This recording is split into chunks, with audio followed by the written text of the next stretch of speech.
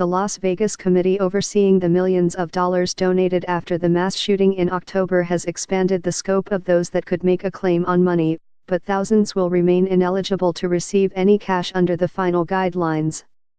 Scott Nielsen, chairman of the Las Vegas Victims Fund Committee, says the fund has $22 million, but that the large number of those affected by the mass shooting makes it impossible to provide everyone with a cash payout.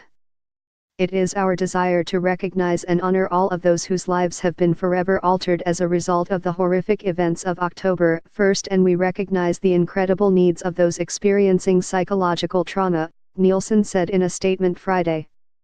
The overwhelming number of victims prevents us from providing individual monetary payments to those suffering psychological trauma, though we are committed to identifying mental health services to assist this critical segment of the survivor population, he added.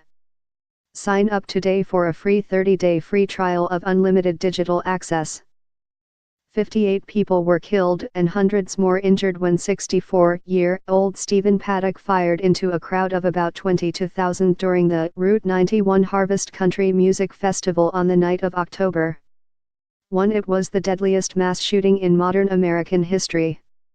With so many victims, more donations would be needed to cover everyone who suffered emotional trauma or visited a doctor after October 10 for injuries.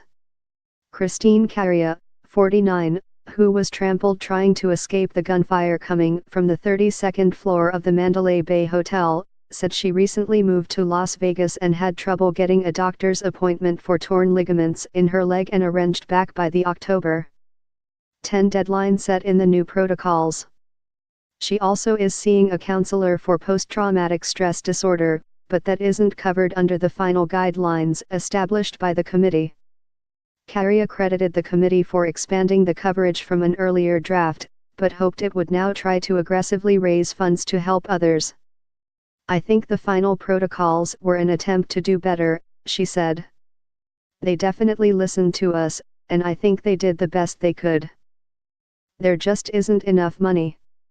Those who will receive the highest level of payment from the fund include claims related to individual deaths and those who sustained permanent brain damage or permanent paralysis requiring continuous home medical care. Payment amounts have not been set.